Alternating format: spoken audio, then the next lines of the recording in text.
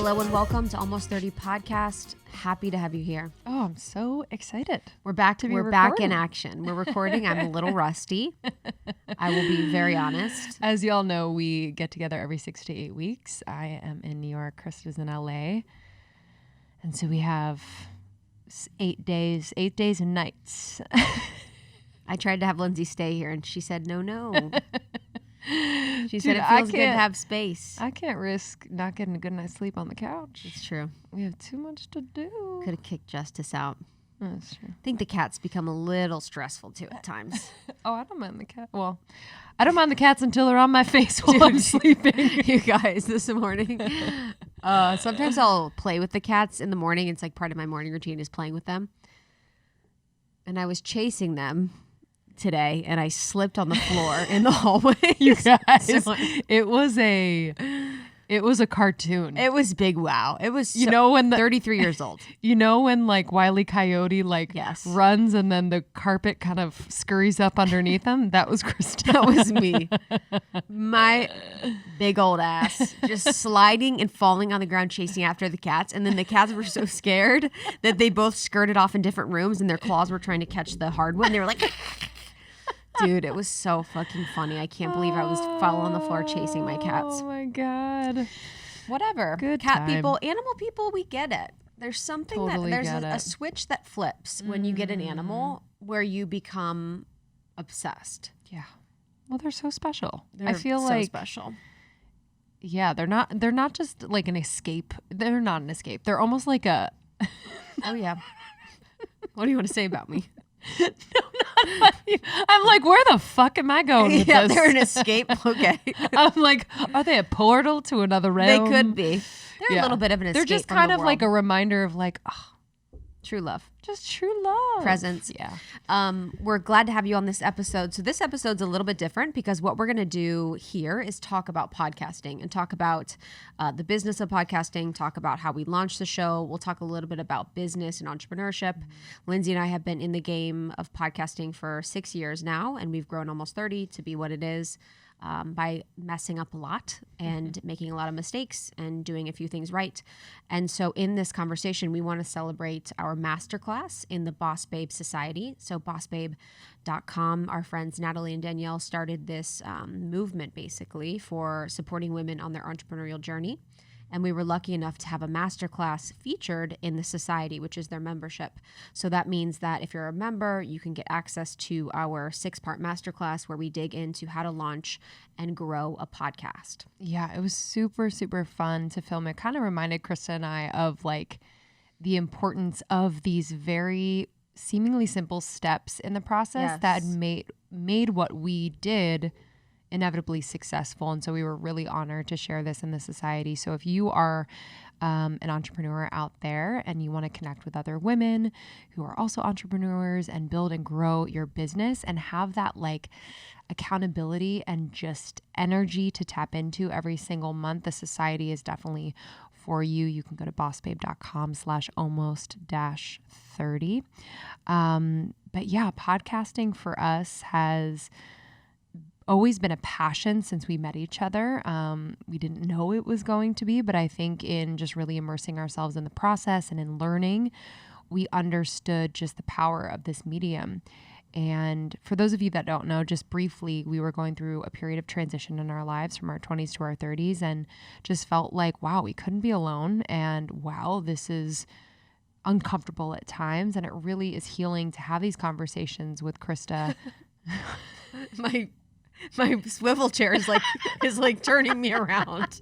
I was looking at you and then I was like looking at the wall. Like, is this an exorcism? 100%. Sorry.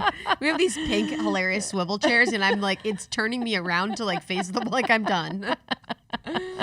She's heard this story. Yeah, 100%. That's my brain. I'm like, oh, the story of how we started. Bye.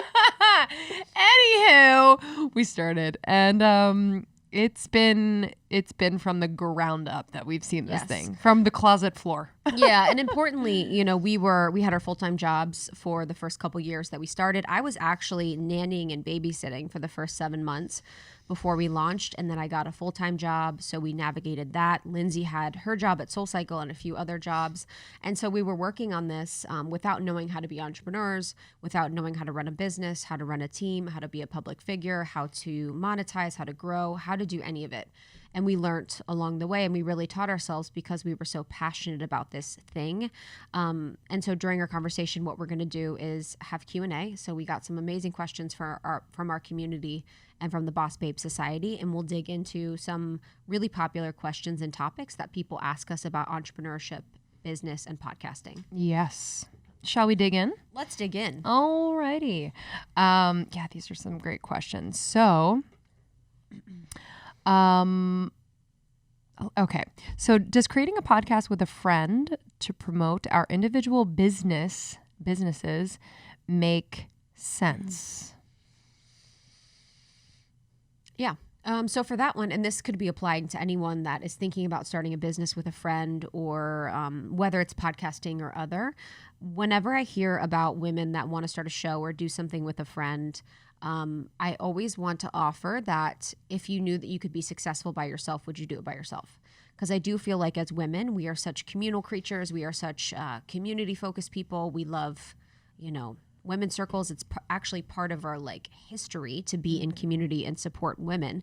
But I often think that women hide behind having someone else when they could potentially do it on their own. And I do find that a lot of women seek a partner when they don't have the confidence in themselves to do it by themselves, whether your business is an Etsy shop, an Instagram, something that's a physical store, or a podcast. So just offering that first off the gate, if you believe in your heart that you could do this successfully by yourself, then do it by yourself. But if you believe in your heart that this show will be benefited by the relationship and conversation that you have with your friend or, business partner, then definitely do it together.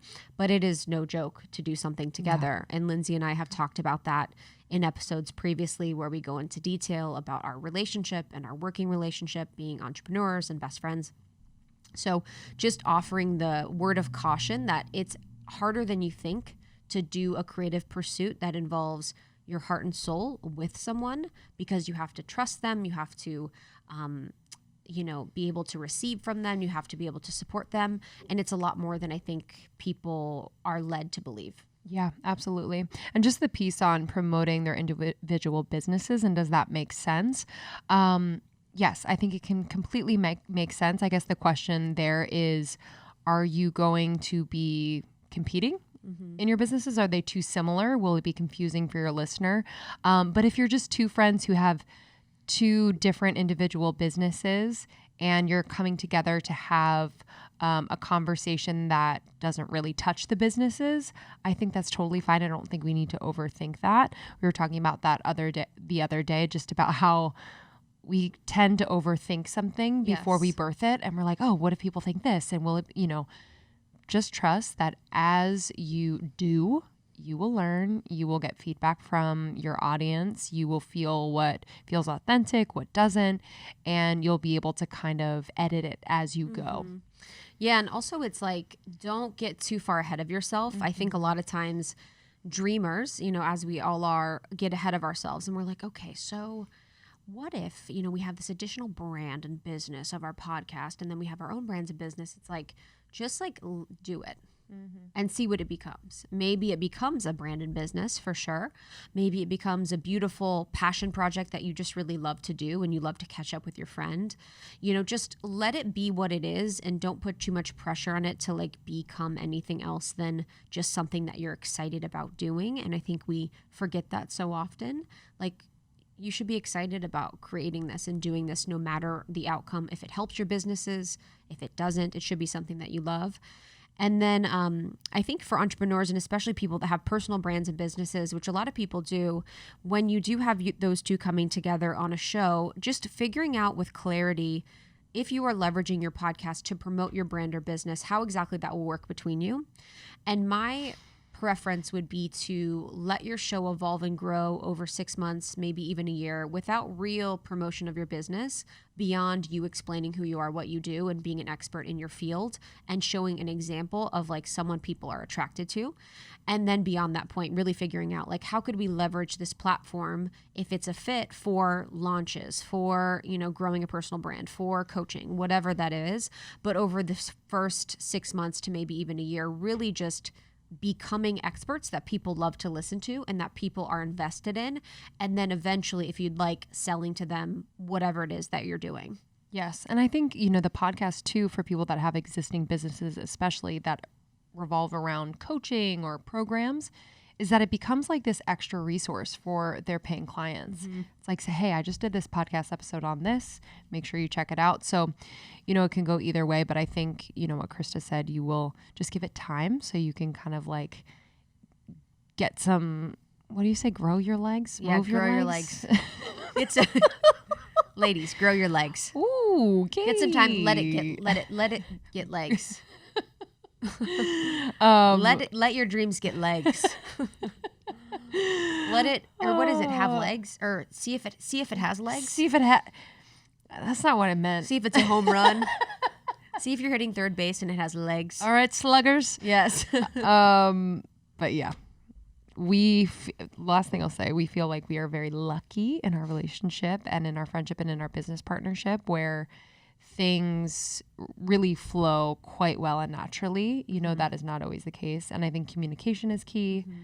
I think working on yourself throughout the process is key because when you're in a close relationship like this, it's a mirror.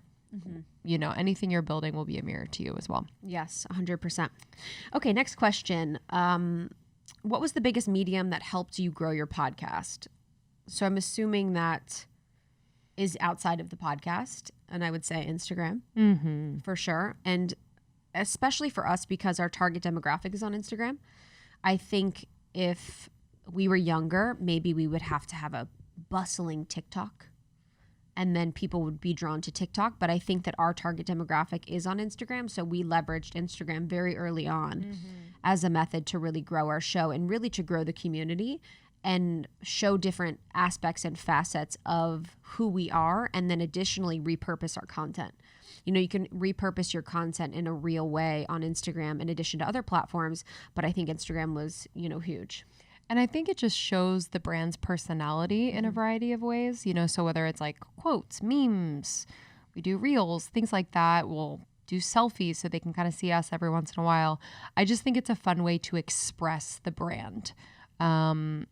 But no matter what platform that you want to use, whether it's Facebook, Instagram, Pinterest, what have you, we would recommend Instagram first and foremost. But I would create almost like a mood board. So leveraging like a Pinterest to create a mood board for your brand so that you can not only curate content and inspiration for content, but always kind of have like a home base where you're like, okay, this is like kind of my vibe, what I'm going for, and then also letting it evolve, so updating it. But I found that mood boards, brand guides are really helpful as you navigate marketing your show in that way. Yeah, and I will say, so when we think like just to get more granular about Instagram and how we leveraged it, it was promoting guests that we had on the show, having them promote the episodes they were on for us to grow our following and have our guests' audiences know that they were on the show. We do content graphic sliders, which has content information that you can find in episodes, but then also can be repurposed on Instagram and then shared and saved. We promote the episodes in stories. We have audiograms and just being active with our audience, like engaging with them in DMs or engaging with them on comments. And I think using it as a way to speak to you or speak to the team or speak to the brand and make it more personal. So you can have that touch point where you're really seeing what your audience wants you to talk about, what they want more of, what they want less of. Because right now with podcasting, it's really you putting out something to the world and then sort of seeing on the back end, maybe the numbers are telling you how things are going, but there really isn't any more feedback beyond that point. So it's a really beautiful space to get feedback. Agreed. How many hours does legwork, prep, execution, editing, and releasing require? So we learned very early on that you have to build in, if you are learning this from scratch, you have to build in that time and that patience for the learning curve because there will be a lot to learn if you are new to production, to managing files and audio and just that whole workflow. So from the get, I tried to edit the show. It was way too complicated and frustrating and took away a lot of my time and energy away from the show. So we outsourced to a friend and they were editing the show in the early days. And, you know, I would say starting with the prep for the interview for the show that you're going to record, I would build in a couple hours. Like, give yourself time to research, to outline the episode, to write down notes, to reflect, to maybe brain dump so you can kind of see like where your intuitive focus should be for this particular episode. I think the more time, the better, so that it marinates. Anytime I feel rushed leading up to recording an episode, I never feel good. So give yourself that time. And then for recording the episode, you know, it depends on the format. For us, we record for about an hour, but we always build in about 15 minutes before and after for setup, testing the equipment, making sure that the guest feels comfortable, etc. And then if we go over, we just build in those extra 15 minutes. But you might be a shorter form, like a 30-minute show, so just adjust accordingly. And then for the edit and release, the editing process, you know, could be as simple or as complicated as you make it. You know, it could be simple edits of and, you know, blank space and maybe just compressing the audio and cleaning it up. But then it could also be a narrative type podcast, and there could be sound effects and things that you layer in to kind of create a mood and a scene for people to feel like they're a part of. So it can be complicated. I think it just depends. You can easily do that yourself in a GarageBand or Audacity or Logic, but it's also easy to outsource on a platform like Fiverr. You can hire someone, or Upwork. For the release, you know, you will get into a rhythm, but we definitely recommend having a marketing plan for each episode. So knowing that you're going to create content on Instagram, you will have stories to promote the episode. You will have assets for the guest if you have a guest. You will also repurpose this content for Facebook, for Pinterest, maybe LinkedIn, who knows? But just having that plan set in place. So eventually it really becomes kind of autopilot in a way, besides creating the content, but you know you're going to repurpose it for those. Yeah, it takes a lot longer than I think people think. And that's why, you know, we outsource so that Lindsey and I are only doing the legwork, prep, and execution.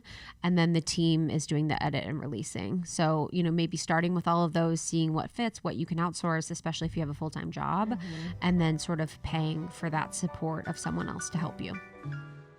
There's something about summer that does not make me want to be cooking away in my hot kitchen. So Daily Harvest has been such a lifesaver. Daily Harvest delivers that like really delicious, high quality fruits, vegetables in these incredibly creative meals. And I honestly feel like I have a little like private chef in my freezer. These are all frozen at peak freshness, but honestly, I tossed my harvest bowl in the pan the other day. It took 5 minutes and I felt like I had literally like prepped this and thought this out, and it tasted so delicious. I'm also a huge fan of their flatbreads. They're just super crispy. They have clean ingredients. Their crusts are made of things like sweet potatoes, cauliflower, broccoli. I love it. They have smoothies as well. They have oat bowls. They have lattes. They have bites, which are kind of like these nice little desserts I have. And they also have scoops, which is their ice cream. And again, all of these are made from plants, so made from fruits and vegetables, and I'm really pumped for you to try them. This is delivered straight to your door, and what's awesome is that they are have a focus on increasing biodiversity, investing in organic farming, and also prioritizing that recyclable and compostable packaging. So go you, Daily Harvest. So if you want to try Daily Harvest, I'm sure you've heard about it. This is your sign. You can go to dailyharvest.com hum and use the code almost30 for $25 off your first box. That's major savings. So take advantage. dailyharvest.com. Use the code almost30 at checkout for $25 off your first box. I don't know about you, but I find it really hard to find eco-friendly products and clean products that actually work. I've had to do a lot of searching, a lot of researching, and I'm really, really happy. I found the dishwashing detergent and the laundry detergent for you. So Drops, DROPPS, has eco-friendly cleaning solutions. All of their powerful formulas contain plant-based ingredients. And what's awesome is that there's no measure, no mess. So they come in these little pods, and it really works. I love these for my dishwashing. So I'll put just a pod in. I love the lemon scent. It's just really clean and fresh, and it just does the job. And what's cool is that their laundry detergent also has, they have sensitive skin types, baby laundry detergents, stain and odor laundry detergents, really anything that you're looking for they have, but it's clean. It's eco-friendly as well. They have eco-responsible packaging. They're just doing it right. And it's super, super affordable. So check it out, drops.com. Use the code almost30 for 25% off your first purchase. That's DROPPS.com. Use almost30 for the code at checkout to get 25% off your purchase. We've been on the functional mushroom train for years, thanks to a brand called Four Sigmatic. They've been a partner of ours for a really long time, and I'm just really proud to continue to bring them to our audience and introduce you to their incredible line of products. I'm currently obsessed with Four Sigmatic's ground mushroom coffee with lion's mane. So instead of regular coffee, you know how it obviously gives you energy, but it often produces this jittery sensation, sometimes gives me anxiety, but the lion's mane really just kind of evens the experience, and it also helps me focus really, really well. All Four Sigmatic products are organic, vegan, and gluten-free, plus every single batch is third-party lab tested. I didn't know that this is a very important part of the process that companies should abide by, but not all do. But Four Sigmatic does, and they ensure its purity and safety, so you know that you're getting the highest quality coffee and mushrooms possible. So for our listeners, we're really excited. This is an exclusive offer with Four Sigmatic on their best-selling mushroom coffee. You can get up to 40% off plus free shipping on mushroom coffee bundles. 40, F-O-R, can't spell 40% off. To claim this deal, you must go to foursigmatic.com/almost30. That's FOURSIGMATIC.com/almost30. And this offer is only for Almost 30 listeners and is not available on their regular website. So you'll save 40% and get free shipping right now. So go to foursigmatic.com/almost30. I've heard from a lot of you that you're upgrading your supplement routine, and I just have to recommend our tried and true brand Hum Nutrition. These are clean, clinically proven, triple tested for purity supplements that will give you things like beauty benefits, skin benefits, energy, and they are made from incredibly clean and lab tested ingredients. So some of my favorites, the all-stars right now, are the OMG Omega the Great. So I'm getting my omegas on a daily basis. This really helps with my cognitive function and immunity. I am also super obsessed with the stress gummy. So this is a vegan gummy. It has ashwagandha, L-theanine, and I highly recommend. So I take these even during the day when I'm just kind of in the thick of it, feeling a little bit overwhelmed, and these really, really, really help. I also love the red carpet. I've been taking the red carpet for years. This is great for hair, skin, and nails. And finally, the Collagen Love. So the Collagen Love has vitamin C in it, which helps the collagen to be absorbed. I didn't know that that is needed in order to be absorbed in our bodies. So I just love Hum. They're so thoughtful, and their supplements are just of the highest quality. So you, our listeners, can get 20% off your first order of $29 or more with code almost30 when you go to humnutrition.com. Use the code almost30 at checkout at humnutrition.com to get 20% off your first order of $29 or more. It's inevitable that we're going to have technology in our lives, right? But are you protecting yourself from EMF radiation? Krista and I were so thankful to find Safe Sleeve. So they create products that are of the best quality. They are lab tested, and they are protecting people from EMF radiation from each one of their devices, whether it's their cell phone, their computer, or even their headphones. So they have developed a lab tested shielding technology that can block over 99% of radiation frequencies and 92% of ELF. So that comes from like batteries and AC power. So this is really, really important. So if you haven't gotten on this train to protect yourself, we highly recommend Safe Sleeve cases. They are the best on the market. I currently have the cell phone case, so this really protects me if I'm holding my phone up to my ear, or sometimes I put it on my lap. It protects me. And then I also have the blue light blocking screen protector on my phone, which I absolutely love. I also have a case for my laptop. So oftentimes I'm having my laptop on my lap if I'm working on the go. And so I am protected. So for our listeners, we're super excited. You can get 10% off Safe Sleeve by going to safesleevecases.com and using the code almost30. That's safesleevecases.com. Use the code almost30 for 10% off your first purchase.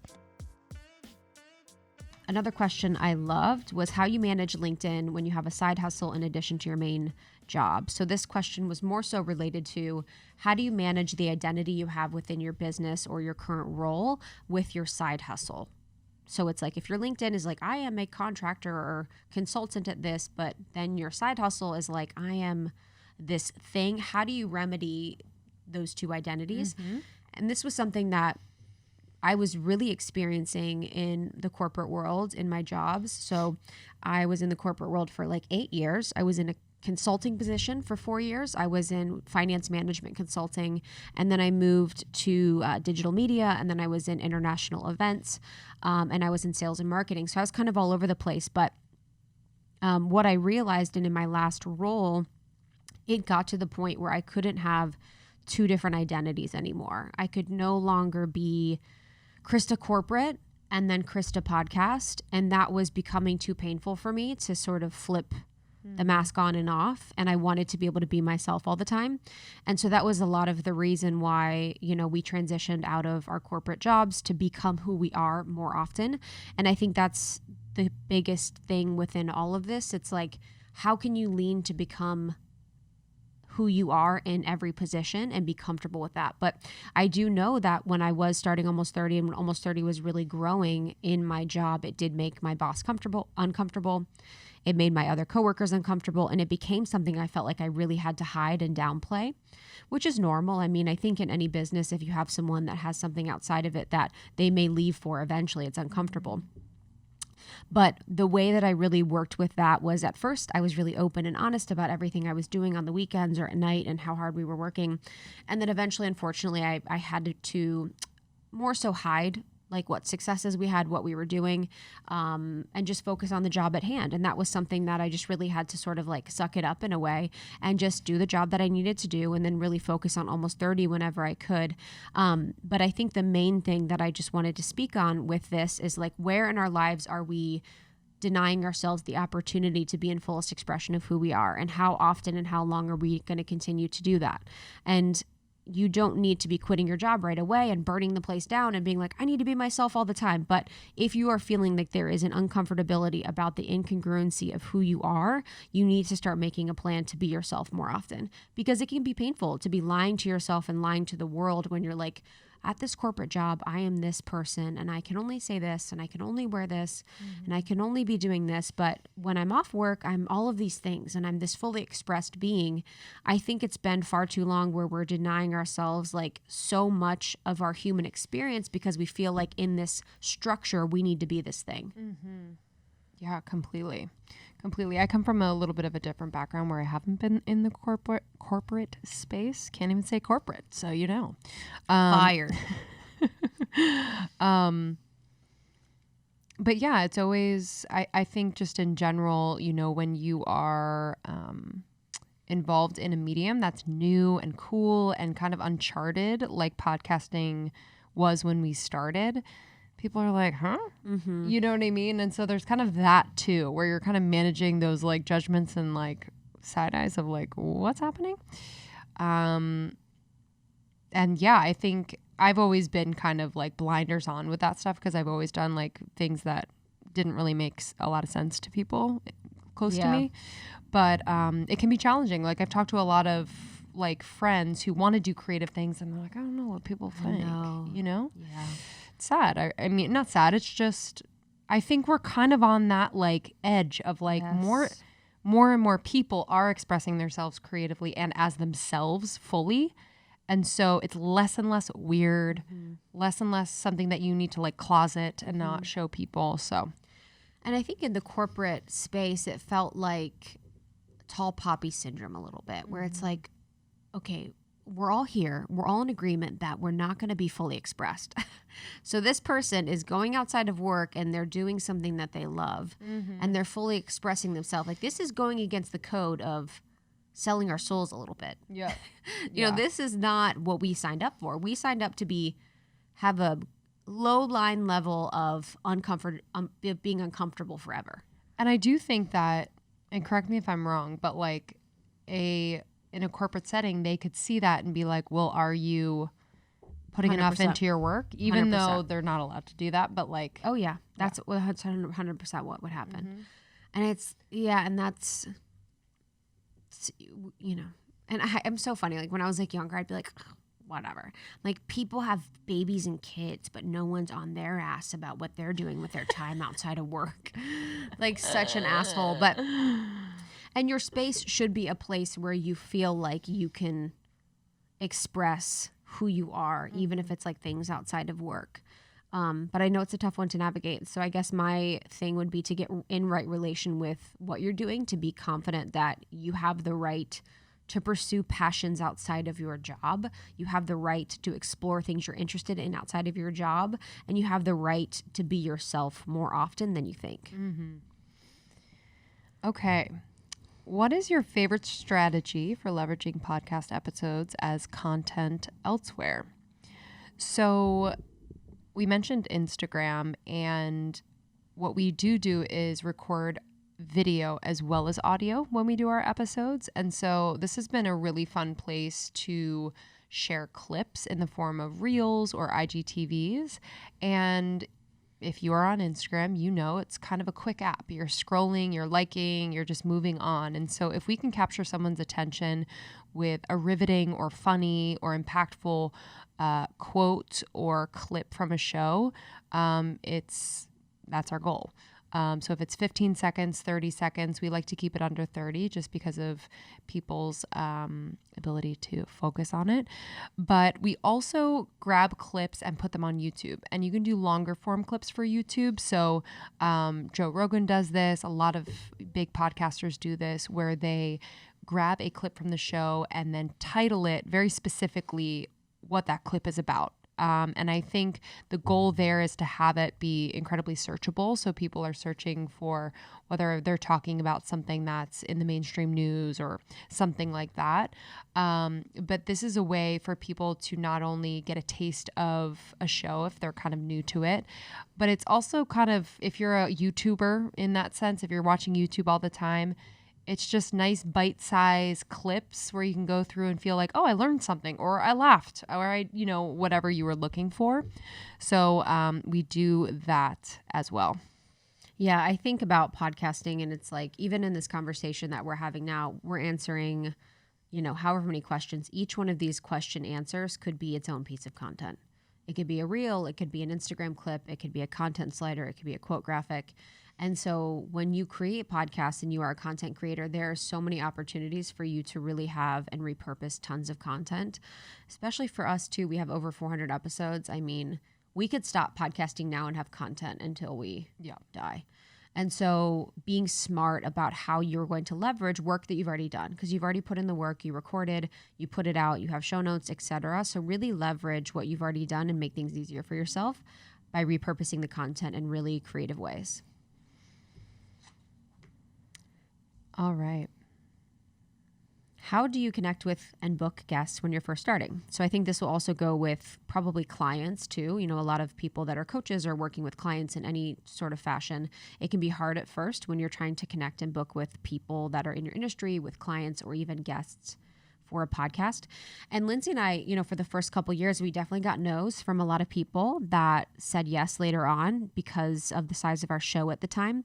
So what I would say is that everything will happen when it's meant to, which is a very annoying answer, but it's the truth. And for the people that said no to us early on, when we were able to have them on the podcast later down the line, the interview was so much more fruitful than it would have been if we would have interviewed them very, you know, at the beginning. We would have been less professional, less polished. You know, we wouldn't have known what to ask. So it was really great that these people actually said no to us. And it was a really beautiful thing. And people still to this day continue to say no to us all the time. It's just sort of the name of the game. You have to be very unattached to it. And the way that I like to remember and think about it is that oftentimes I'll get an email and I will be reading the email on a walk. As an example, I was on a walk this morning with a friend. I'm walking up to her. She says hello, and I immediately take down my phone and put it in my pocket. I don't know what that email was, but I will forget about it after I see her. So we often are on our phones. We're reading emails. We're doing all these things when we're on the go. We're in cars. We're on flights. You know, we're with friends, and you could have sent that email pitch and they maybe just read it on their way to dinner and forgot about it after. It has nothing to do with you personally. And oftentimes we take things really personally when maybe they just missed the email. Maybe they, you know, were having a bad day. Maybe there are all these things going on, but we often personalize it. So most of the time when you don't get an answer, or you get a no, it is not personal. It has to do with their schedule, what's going on with them. It really has very, very little to do with you. And you need to get used to and comfortable with people saying no to you. Yes. Like you have to fully accept that when you are in a position or a job where you're putting yourself out there with hopes of other people seeing it and accepting you, people will say no. Yeah. And as far as, did you touch on the pitch? No. So you say the how. Yeah. As far as the pitch goes, you know, we would highly recommend that it is not 5 pages long. And I say that with love. But no canned pitch. Yeah, and no canned pitch. So we don't want to open up an email and feel like you've sent this to 10 other people. I get that all the time. Yeah. I forget to change the deer. No, it's sad. But I think, you know, making it personal, concise, and outlining who you are, how you are connected to this person's work or mission, and why they would be a great fit for your show. And in that, you'll describe briefly, you know, what your show is all about and how what they have to offer, their gifts, can just be super aligned to be an episode on your podcast. So I would also do a little bit of research just in case someone might be releasing their book. They might be launching a program. They might have something they want to promote, and mentioning that in the email, saying, I'm so excited about your book launching. I think that could be, you know, a focal point of this conversation. I really think that my audience would just die over the book. But make it in your own words, make it personal, concise. Double check you have like all the spelling and names correctly spelled and all the things. But I think that'll do it. And make sure that you have that right contact too. You know, it might be the person and it might be someone on their team. Either way, you're talking to a human being. Yes. We like to DM and just say like, hey, just really respect you and what you do. Would love to have you on the show. Is that of interest? And then sort of going from there. Because oftentimes DM is a lot easier to reach people. People's inboxes get really crazy. And so we'll usually try that. And then just echoing your point about finding people when they're on a promotional tour or book tour, people are so much more likely to get on your show if they have something to promote. So noticing when people are in like a promotion period and trying to get them at that same time, but then mixing up the interview or the conversation with those guests so it's not the same as every other one. Because that's the huge thing. When they're on that book tour, you have to be mindful to not do the same interview that they're doing on every other show. Yes. Okay.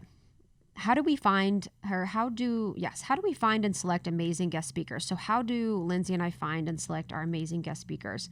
So it's intuitive, where we meet someone and we find that there's good chemistry and we think that there's something interesting that they could bring to our audience. And then also Lindsey and I have topics that we are presently interested in that we will seek to find people to have conversations about with.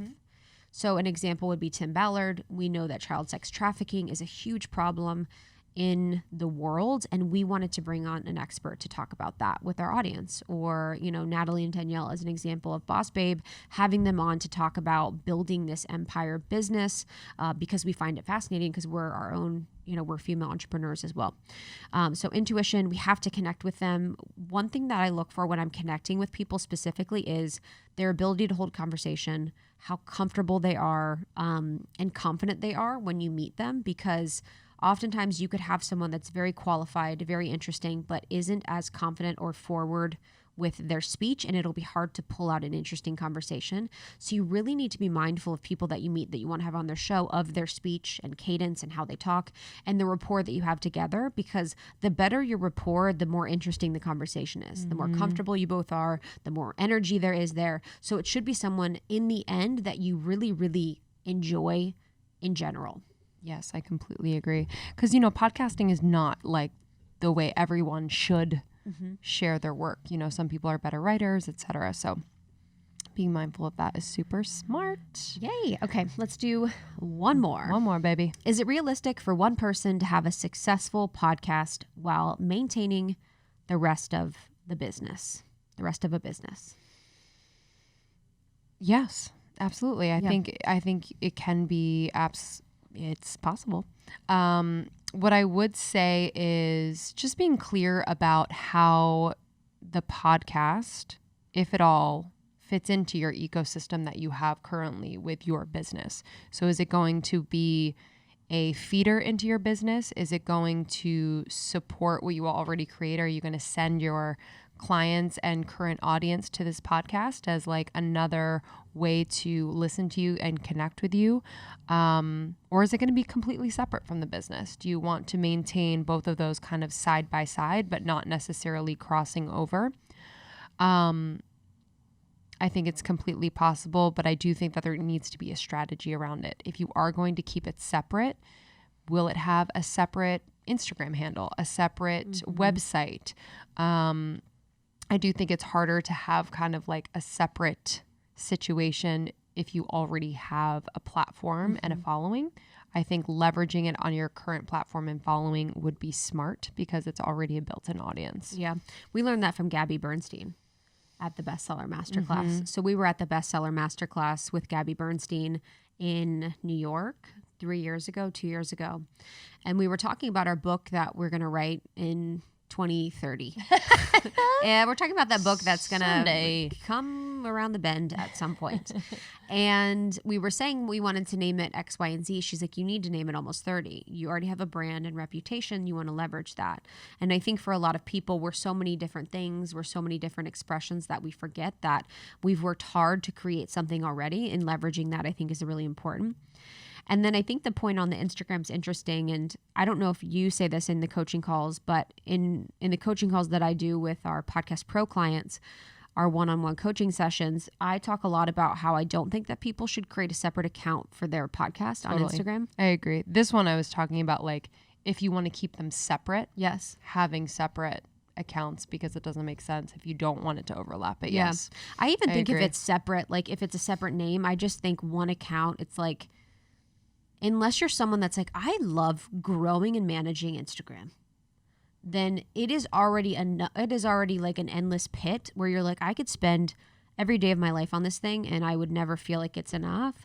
And so unless you truly love it, you should really invest on growing your overall platform instead of creating a separate Instagram account, because it's really hard to grow an Instagram account. 100%. It's so deeply hard. And especially for podcasts, it has to have a unique perspective outside of just serving content or serving things that are related to promotion of the show. And I feel like there's not that personal factor or that interesting that connection that you get with the person. But with the show, it's a little bit harder. And I think for Almost 30, it's a brand and it's two people. So we had to figure out a way to create an Instagram anyways, because it's the two of us. So maybe if it's two of you, that makes sense. But I'm always just hesitant when people want to create a different Instagram account, because it's hard to grow accounts. It's so hard. Yeah. The algorithm's changing all the time. It's just kind of hard to Just keep. whatever, dude. Sell your soul, grow your account. Sell your soul, grow your Instagram. That's my new course where we sell our souls and grow our Instagrams. It's going to be amazing. This was so much fun. And so a lot of these questions we actually did with the Society community of the Boss Babe within Boss Babe. So Boss Babe, again, has their community called the Society. It is for female entrepreneurs, where Lindsey and I have our membership on spirituality and wellness. Theirs is on entrepreneurship. And within it, we have our masterclass on podcasting. So it's all about launching and growing a podcast. It is a 6-part masterclass that Lindsey and I did that we're super proud of. And you can go to bossbabe.com/almost-30 to access. It's $37 a month. So you can access the masterclass for that month or forever if you become a member. But it is really, they have a lot of value in there. Oh my God. And the masterclass lineup, like I saw some of the speakers. I was like, whoa, baby. $37 a month. Yes. And we had our coaching call with their community, which was beautiful. They do other coaching calls with Natalie and Danielle. So they really service their community in a powerful way. I was really inspired by that. So if you do become a member, you can watch our masterclass and then get access to a bunch of other things. Natalie and Danielle were on our show. So you can search Boss Babe Almost 30 to find the episode that they came on Almost 30. And then we were also on Boss Babe. And if you are a current or future podcaster and you want to just go a little bit deeper on podcasting, we have our accelerators coming up for those that want to launch their podcast. And then we have another accelerator for those that want to grow and monetize. So stay tuned for that. You can go to almost30.com and learn more about Podcast Pro. Yeah. And then we do one-on-one coaching. So Lindsey and I take a few hours a month and do one-on-one coaching calls with people that have podcasts, want to grow, launch, or monetize. And those are really deep dives into your show specifically. We provide a podcast audit, tons of notes. So you can also book a coaching call with Lindsey and I. We only have a few spots every month, and they usually sell out at the beginning of the month. But if you'd like to check that out, you can go to almost30.com/podcastpro, and there's more information there. Thanks so much for listening. Share this with a friend. Maybe you have a friend who is starting or has a podcast. Hopefully it will be helpful. We love you guys. We love you. Thanks for being a friend. Cue the music. Cue the music. All right. We'll see you later. Bye, everyone. Bye.